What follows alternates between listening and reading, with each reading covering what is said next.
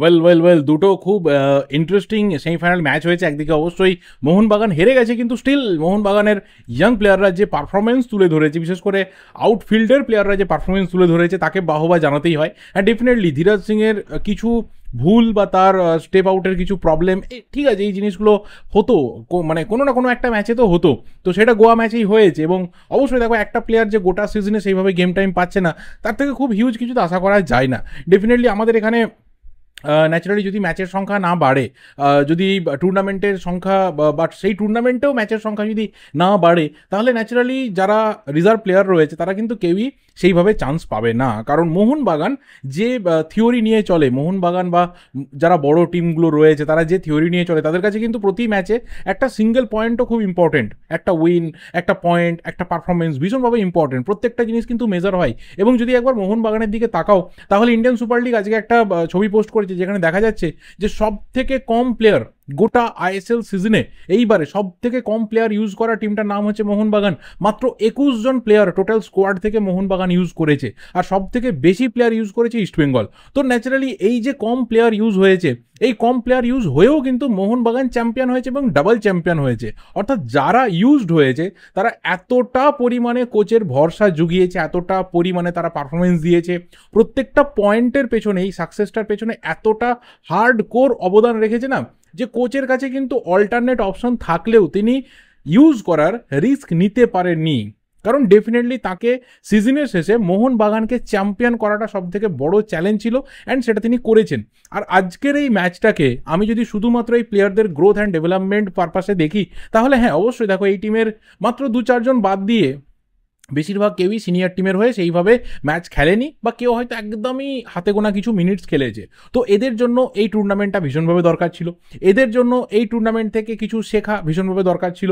এবার অনেকে বলবে যে এমনও প্লেয়াররা রয়েছে তারা তো গোটা সিজন মোহনবাগানের হয়ে একটা ভালোভাবে জায়গা তৈরি করে রেখেছিল, ঠিক কথা, কিন্তু আবার এমনও অনেক প্লেয়ার রয়েছে যারা এই প্লেয়ারদের সাথে খেলা এবং ভালো অপোনেন্টের বিরুদ্ধে খেলার একটা বড় সুযোগ পেয়েছে। নাম্বার ওয়ান থিং, ম্যাচটা নিয়ে আমার খুব ডিটেলসে কিছু বলার নেই। 3টে গোল, তার মধ্যে 2টো গোল মোটামুটি আমি বলবো যে ভালো গোল হয়েছে। একটা পেনাল্টি থেকে গোল হয়েছে, স্পেশালি একটা অলিম্পিক গোল হয়েছে। প্রথম গোলটা খুব কনফিউশন ক্রিয়েট করে দিয়েছিল যে ওখানে বোরহার গোল না ওটা ব্রাইসনের কোথাও টাচ লেগেছিল।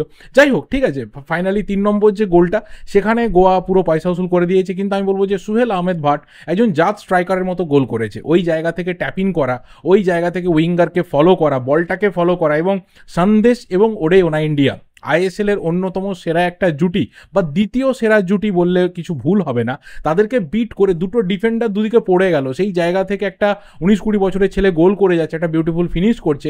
এই প্লেয়ারটার ফিউচার রয়েছে, আজ থেকে 2 বছর আগে ভিডিও বানিয়ে বলেছিলাম। দ্বিতীয় ম্যাচটা অবশ্যই খুবই ইন্টারেস্টিং ম্যাচ হয়েছে একইভাবে, এবং সেখানে জামশেদপুর এফসি, যারা সম্ভবত আইএসএলেরও 2টো লেগে মুম্বাই সিটি এফসিকে হারিয়েছিল, তারা কিন্তু সুপার কাপেও মুম্বাই সিটি এফসিকে হারিয়ে ফাইনালে গেল। দেখো, আবারও বলছি, নামে বড় হলে বা বিরাট স্পেন্ডিং করলেই যে খুব সাকসেস পাওয়া যায়, এটা কিন্তু সবসময় ঠিক না। দ্বিতীয় ম্যাচটাতে কিন্তু এটা প্রমাণ হয়ে গেল। একদিকে মুম্বাই সিটি এফসি, তাদের স্পেন্ডিং হাই, হ্যাঁ, হয়তো বেশ কিছু প্লেয়ার তারা অ্যাভেলেবেল পায়নি, ঠিক কথা, কিন্তু জামশেদপুরের যে টিম রয়েছে সেই তুলনাতে মুম্বাইয়ের টিম অনেক সুপিরিয়র। বাট স্টিল মুম্বাই ম্যাচটা হারলো। জামশেদপুর অসাধারণ খেলেছে। আজকে আমার কোথাও মনে হচ্ছিল যে যদি জামশেদপুর হারে, তাহলে কোথাও আমি লাককে এখানে দোষ দেবো। লাক ফ্যাক্টর একটা বিরাট বড় ফ্যাক্টর হয়ে গেছিল আজকে জামশেদপুরের ক্ষেত্রে। এতবার বল পোস্টে লেগেছে, মানে তুমি ভাবো, প্রণয় হালদার একটা শট নিচ্ছে, সেটা অবধি গিয়ে গোলকিপারকে বিট করছে, সেটা পোস্টে লাগছে।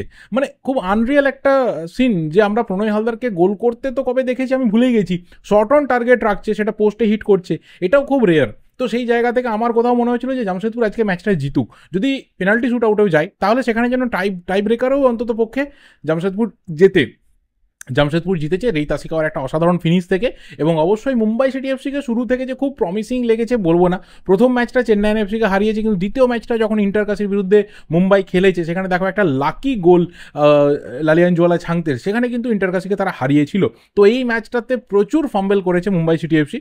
স্ট্র্যাটেজিতে পুরো ঘেটে গেছিলেন পিটার ক্র্যাটকি, যেহেতু তার হাতে অনেক প্লেয়ার অ্যাভেলেবেল নেই। বাট স্টিল আমি বলবো যে জামশেদপুর বেটার খেলেছে, জামশেদপুর অনেক বেশি নিজেদেরকে কম্প্যাক্ট রাখতে পেরেছে, এবং একটা ইন্টারেস্টিং ফাইনাল আমরা দেখতে চলেছি 4 তারিখে, যেখানে আমি অ্যাটলিস্ট চাইবো যে নতুন একটা চ্যাম্পিয়ন হোক। কারণ গোয়া এর আগে চ্যাম্পিয়ন হয়েছে, তো জামশেদপুর চ্যাম্পিয়ন হলে আমি পার্সোনালি খুশি হব।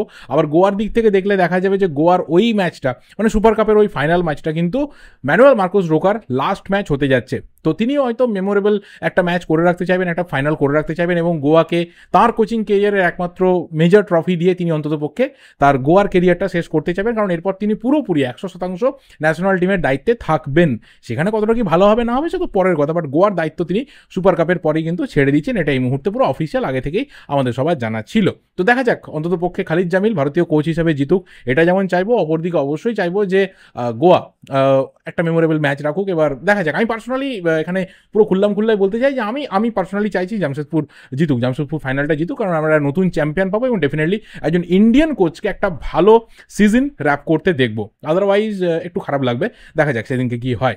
আর দ্বিতীয় যে বিষয়টা নিয়ে কথা বলা রয়েছে সেটা হচ্ছে এআইএফএফ এর যে ড্রাফট কনস্টিটিউশন এই মুহূর্তে তৈরি হচ্ছে, তার যা কিছু হিয়ারিং ছিল সেটা সুপ্রিম কোর্টে কিন্তু কমপ্লিট হয়েছে, এবং আপাতত সুপ্রিম কোর্টের এই রায়দান বাকি থাকছে, জুলাই মাসে গিয়ে রায়দান হবে, কারণ ভ্যাকেশন পিরিয়ড চলবে। এবং তার পাশাপাশি যেটা সবথেকে মেজর ব্যাপার, যে এমআরএটা হওয়ার কথা ছিল এআইএফএফ এবং এফএসডিএল এর মধ্যে, যে চুক্তিটা হওয়ার কথা ছিল, অর্থাৎ আইএসএল আগামী দিনে আরও কত বছরের জন্য থাকবে, এআইএফএফ তাদের সাথে কি পার্টনারশিপ হচ্ছে এফএসডিএল এর, এই হিয়ারিংও কিন্তু মানে এই ব্যাপারটাও কিন্তু আপাতত পোস্টপন থাকলো, এটাকেও এখন মানে কোনোভাবে কেউ মুভ করতে পারবে না।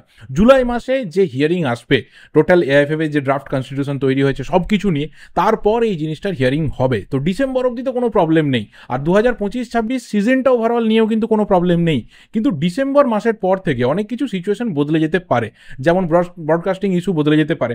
ন্যাশনাল টিমের একটা বড় দায়িত্ব, সেখানে ব্রডকাস্টিং থেকে শুরু করে টিমের বিভিন্ন রকম সোশ্যাল মিডিয়া থেকে শুরু করে মিডিয়া কভারেজের বহু দায়িত্ব কিন্তু এফএসডিএল এর হাতে রয়েছে, সেটা ডিসেম্বরের পর থেকে হয়তো বন্ধ হয়ে যেতে পারে। তাহলে কি আমাদের টিম ম্যাচ খেলবে না? ডেফিনেটলি ম্যাচ তো খেলবে, কিন্তু দেখানো কোথায় হবে, টোটাল টিমের যে জার্নি রয়েছে বহু কিছু নিয়ে খুব সমস্যা আসবে। তো সেই কারণে এই এমআরএটা, এই চুক্তিটা ভীষণভাবে দরকার রয়েছে খুব তাড়াতাড়ি। তো আশা করা যায় যে জুলাই মাসে আমাদের ভারতীয় ফুটবল ফ্যানেদের ফেভারে একটা ডিসিশন আসবে, এবং অবশ্যই সুপ্রিম কোর্ট অন্ততপক্ষে ভারতীয় ফুটবলে যারা ফ্যান্স রয়েছেন তাদের কথাটাকেও ভাববেন, এবং অবশ্যই এআইএফএফ এর যা কিছু প্রবলেমস রয়েছে সেটাকেও রিকভারি করার চেষ্টা সুপ্রিম কোর্ট করবেন। অ্যান্ড ডেফিনেটলি আগামী দিনে আমাদের যেভাবে ইন্ডিয়ান সুপার লিগ এগিয়ে চলছে, বাকি টুর্নামেন্টগুলো এগিয়ে চলছে, আশা রাখতে পারি যে সেটা সেইভাবে এগিয়ে চলবে। আদারওয়াইজ কিন্তু আপাতত যা সিচুয়েশন, এবং যদি এমআরএ বা চুক্তিটা না হয়, তাহলে ডিসেম্বরের পর থেকে মানে জানুয়ারি মাস থেকে যতদিন আইএসএল চলবে বা ইন্ডিয়ান ন্যাশনাল টিমের ম্যাচ যা কিছু চলবে 2025-26 সিজনে, সেখানে একটা বড় ধরনের ব্রডকাস্টিংয়ের অনিশ্চয়তা বিশেষ করে এখানে থেকে যাচ্ছে। Now come to the last thing, সেটা হচ্ছে অবশ্যই মোহনবাগানের এই মুহূর্তে সিচুয়েশন, রবসন রবিনহোকে নিয়ে ব্যাপার। দেখো, যেটা মেন আমার থাম্বনেলের বিষয় ছিল, আমি প্রথমে ভেবেছিলাম যে এটা নিয়ে একটা পুরো ভিডিও বানিয়ে দেবো, তারপরে দেখলাম এই বিষয়গুলোকে অ্যাড করা দরকার রয়েছে, ইম্পর্টেন্ট ম্যাটার। তো আপাতত সিচুয়েশন না দুরকম, মানে ফ্যানেদের মধ্যে ওপিনিয়ন উঠে আসছে। পুরোপুরি কালকে আমি যে ভিডিও বানিয়েছি সেখানে আমি আমার নিজের বক্তব্য যেমন তুলে ধরেছি, দুপক্ষের বক্তব্যটাকে আমি সেখানে তুলে ধরেছিলাম। এক পক্ষ মনে করছে ঠিক আছে ভালো হয়েছে, এক পক্ষ মনে করছে নাইট থেকে বেটার হতে পারতো। অ্যান্ড ডেফিনেটলি ঠিক আছে, চলো আমি দুদিকেই আছি, এখানে বলার কিছু নেই, প্লেয়ারটা আসুক খেলুক, যদি এখানে ফ্লপ করে তাহলে ডেফিনেটলি ফ্লপ করলে মোহনবাগান তার পরবর্তী চিন্তাভাবনা করবে, আর যদি হিট হয়ে যায় তাহলে যারা মোহনবাগান সমর্থক রয়েছে তাদের থেকে তো বেশি খুশি আর কেউ হবে না। হ্যাঁ, তো ফ্লপ করলে ম্যাক্সিমাম কী হবে, ধরো ডিসেম্বরের মধ্যে যদি দেখা যায় যে আশানুরূপ রেজাল্ট দিতে পারছে না, তাহলে তাকে ছেড়ে দিয়ে জানুয়ারি মাসে 30 দিন সময় থাকবে, ভালো বিদেশি প্লেয়ার নিয়ে চলে আসতে পারবে। ইভেন এএফসি চ্যাম্পিয়ন্স লিগ 2 এর জন্য মোহনবাগান কিন্তু 7 থেকে 8 জন টোটাল বিদেশি টিমটার মধ্যে নেবে। তো সেই জায়গা থেকেও কিন্তু অপশন থাকবে যে একজন প্লেয়ারকে এখানে ঢুকিয়ে নেওয়া, এবং অবশ্যই রবসন রবিনহো যদি ফেল করে, যদি ফ্লপ করে, তাহলে তাকে আনরেজিস্টার করে দেওয়া। তো অপশন তো রয়েছে, তো দেখা যাক না কি হয়। আলটিমেট প্লেয়ারটা তো স্কিল বা কোয়ালিটি সেই নিয়ে সন্দেহ নেই, এবং অবশ্যই হোসে মলিনার হাতে পড়ে প্লেয়ারটা ভালো খেলতেও তো পারে, তো সেইটুকু আশা রাখা যেতে পারে। এত আগে থেকে আমার মনে হয় না যে আপসেট হওয়ার মতো খুব বেশি কিছু রিজন রয়েছে। এটা হলো প্রথম ব্যাপার, কালকে এটা নিয়ে ডিসকাস করে দিয়েছি, তারপরেও কমেন্ট বক্স উপচে পড়েছে তোমাদের ভালোবাসাতে। ডেফিনেটলি ম্যাক্সিমাম খুবই পজিটিভ পয়েন্ট, মানে যারা ক্রিটিসিজম করেছে এই ডিসিশনটার, আমার না ডেফিনেটলি এই ডিসিশনটা যে মোহনবাগান রবসনকে সই করাচ্ছে, যারা ক্রিটিসিজম করেছে তারাও খুব ফেয়ার ওয়েতে রিপ্লাই দিয়েছে। কারণ আমি সোশ্যাল মিডিয়াতে কিছু জায়গাতে দেখছিলাম, মানে আমি এখানে বলতেই পারি যে আমি প্রবুদ্ধ, আই মিন এমবিএফটি প্রবুদ্ধ, তার একটা পোস্টের নিচে এতটা ডেরোগেটরি একজনের কমেন্ট দেখলাম যে সে চাইছে যে এই প্লেয়ারটার বাজে ইঞ্জুরি হয়ে যাক, সে মানে পুরোপুরি সিজন থেকে মাঠের বাইরে চলে যাক। ভাই এতটা খারাপ কেউ চাইতে পারে বলে আমার অন্তত মনে হয় না, বাট ঠিক আছে চলো, অনেকের অনেক রকম ভাবনা চিন্তা থাকতে পারে, সেটাকে বদলানোর মতো ক্ষমতা অ্যাটলিস্ট আমার নেই, মানে সিরিয়াসলি আমার নেই। তো এই ধরনের কমেন্ট আমি দেখেছি। তো থ্যাংক গড কি এতটা খারাপ কমেন্ট আমি অন্তত আর কোথাও দেখিনি, বা আমার ভিডিওর কমেন্ট বক্সেও দেখিনি। এবং যারা এটাকে সমর্থন করেছে, যারা এটাকে এগ্রি করেছে যে হ্যাঁ ঠিক আছে, ঠিক ডিসিশন, তারাও কিন্তু একদম লজিক্যালি অনেকে দেখলাম যে ব্যাপারটাকে শেয়ার করেছে। তো খুব ভালো জিনিস এটা। এই জিনিসটাই তো অ্যাকচুয়ালি আমি চেয়েছিলাম, যে যা কিছু হবে লজিক্যালি হোক, তুমি না চাইলেও লজিক্যালি বলো, চাইলেও লজিক্যালি বলো। নাও নেক্সট থিং হচ্ছে যে রবসনের কি সিগনেচার কমপ্লিট হয়ে গেছে, দ্যাটস দ্য বিগেস্ট থিং। দেখো আমি আবারও বলছি যে অ্যাজ আ কন্টেন্ট ক্রিয়েটার আমার কাছে অলওয়েজ ইনফরমেশন আসবে মিডিয়া থেকে, আমি মিডিয়াকে রিলাই করব। কালকে আজকালের যে রিপোর্ট বেরিয়েছে, ডেফিনেটলি আমি কোনো জার্নালিস্ট নই, আমি কোনো রিপোর্টার নই।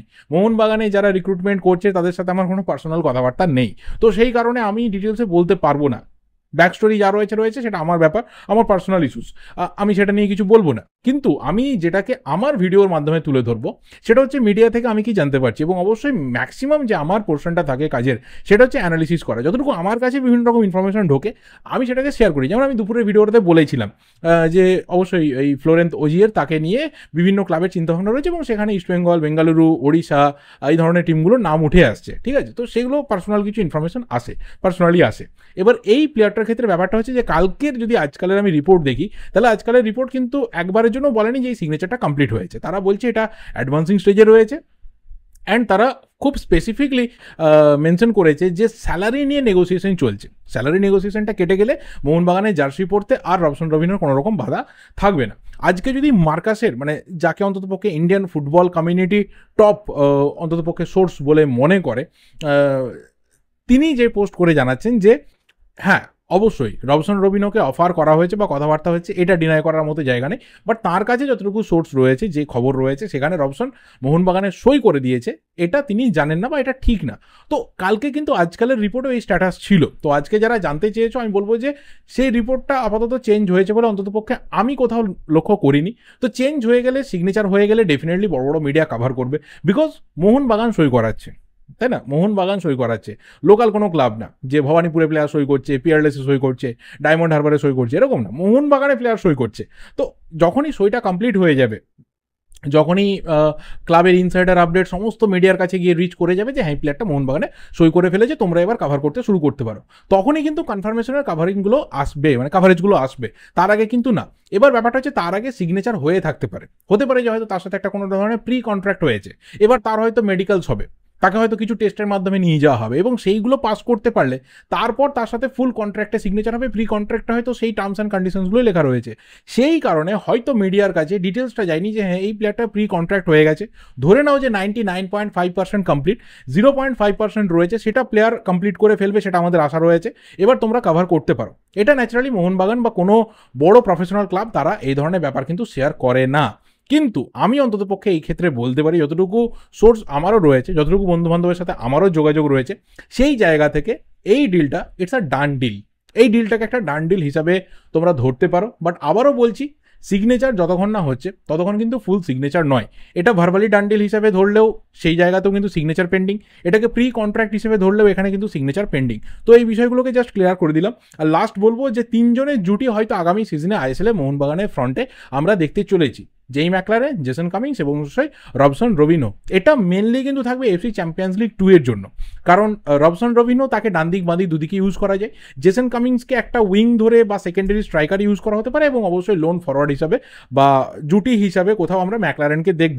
সেই ক্ষেত্রে ফরওয়ার্ডে যে জ্যামটা, সেই জ্যামটা কিন্তু অনেকটা বাড়বে। এবং আমার মনে হয় যে লিস্টন এবং মানভীরের যে ভূমিকা, বা আশিক, লিস্টন এবং মানভীরের যে ভূমিকা, সেটাও কিন্তু কিছুটা এএফসি চ্যাম্পিয়ন্স লিগ 2 এ না চেঞ্জ হবে, বা সেটা কিছুটা রোটেশনে ঘুরবে।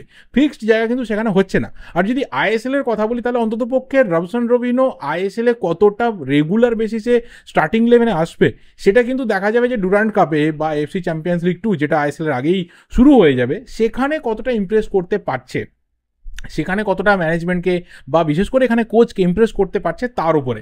কিন্তু আপাতত যেটা ফ্রন্ট 3 হিসেবে দেখা যাচ্ছে, সেখানে কিন্তু ম্যাকলারেন, জেসন কামিংস এবং রবসন রবিনহো, এই জায়গাটা আমার কোথাও মনে হচ্ছে যে এটাই কিন্তু হতে চলেছে। তাহলে এখানে প্রশ্ন আসবে যে দিমিত্রিয়স পেত্রাতস তাকে কি ছেড়ে দেওয়া ফাইনালি হচ্ছে? তাহলে আমি বলবো যে না, তাকে ফাইনালি এখনো অবধি ছেড়ে দেওয়ার মতো 100% ডিসিশন সেটা কিন্তু মোহনবাগানে হয়নি। এটা ডিপেন্ড করছে কোচের ফাইনাল কলের ওপর এবং অবশ্যই যে মিডফিল্ডারকে টার্গেট করা হয়েছে। এই ক্ষেত্রে শোনা যাচ্ছে যে একদম ভালো মিডফিল্ডার টার্গেটেড হয়েছে। অনেক নাম এসেছে, আমি ডিসকাস করবো না কোনো নাম নিয়ে, কারণ নাম শুরু করলে সেই নামে শেষ হবে না। আমি বলছি আমার কাছে 8 থেকে 10টা নাম ঢুকেছে, আমি একটা সিঙ্গেল নাম নিয়ে এখন বলতে চাই না, কারণ প্রত্যেকটাই কিন্তু কোচের ইন্টারেস্টেড নেমস। এর মধ্যে কাকে অফার করা হয়েছে, কার সাথে কোনো ধরনের কথাবার্তা হয়েছে কিনা, কয়েকজন কন্ট্রাক্টেড প্লেয়ার রয়েছে উইদিন আইএসএলের বাইরে সব জায়গা থেকে। তো সেই জন্য আমি নাম কিছু নিয়ে আলোচনা করতে চাই না। সেখানে একটা ডেফিনেটলি কোথাও মিস ইনফরমেশন যেতে পারে বা কোথাও একটা পাজলড ব্যাপার হয়ে যেতে পারে যখন হয়ে যাবে, কারণ হাই প্রোফাইল যদি সিগনেচার হয় তার জন্য ডেফিনেটলি মোহনবাগানও ধীরে সুস্থে সাবধানে এগোবে। সেটা হয়ে গেলে দিমিত্রিয়াস পেত্রাতসের ভাগ্য কিন্তু তার উপরে দাঁড়িয়ে থাকবে। Otherwise I can say in today, আজকে এই দিনে আমি বলতে পারি যে দিমিত্রিয়াস পেত্রাতসকে নিয়ে মোহনবাগান কোচের ডিফারেন্ট প্ল্যানিং রয়েছে আগামী সিজনে। যদি ফাইনালি থাকে তাহলে একটা ডিফারেন্ট প্ল্যানিং রয়েছে তাকে নিয়ে। কি প্ল্যানিং সেটা ডেফিনেটলি সিজন শুরু হলে বুঝতে পারা যাবে, যদি পেত্রাতস থাকে বুঝতে পারা যাবে। আর যদি যে প্লেয়ারকে টার্গেট করা হচ্ছে যদি এসে যায়, তাহলে আমার মনে হয় যে পেত্রাতসের কিন্তু আগামী সিজনে অন্য কোথাও তাকে আমরা খেলতে দেখতে চলেছি। আইএসএলে থাকবে কিনা সন্দেহ তো অবশ্যই রয়েছে, থাকলেও কোথায় যাবে সেই নিয়ে কোনো রকম এখনো অবধি কোনো ধরনের রিউমার কিচ্ছু আমার কানে আসেনি। এই লিগে যাওয়ার সম্ভাবনা তো ডেফিনেটলি রয়েছে যদি মোহনবাগান ছাড়ে, বাট ডিপেন্ড করছে সেই প্লেয়ারের উপর, যদি সেই প্লেয়ার ফাইনালি মোহনবাগানে ল্যান্ড করে। আদারওয়াইজ দেখা যাক কী হয়। মোহনবাগান অনেক ধরনের পরিকল্পনা নিয়ে এগোচ্ছে, অনেক কিছু ইকুয়েশনস আগামী সিজনে হোসে মলিনা তিনি ট্রাই করবেন।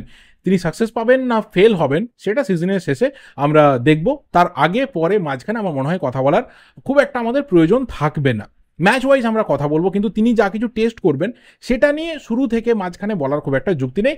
সিজন শেষে একজন কোচকে রিভিউ করা যাবে যে তার প্রত্যেকটা স্টেপ ঠিক হলো না ভুল হলো। তো ব্যাস, এর বেশি আর কিছু বলার নেই। হয়তো লেন্দি হয়ে গেল ভিডিওটা, ভালো লাগলে লাইক করো, শেয়ার করো, তোমাদের ওপিনিয়নগুলোকে অবশ্যই কমেন্ট করে জানাতে থাকো। ভ্যালুয়েবল ওপিনিয়ন আসছে আজকে ভীষণভাবে। Thank you, good bye and good night.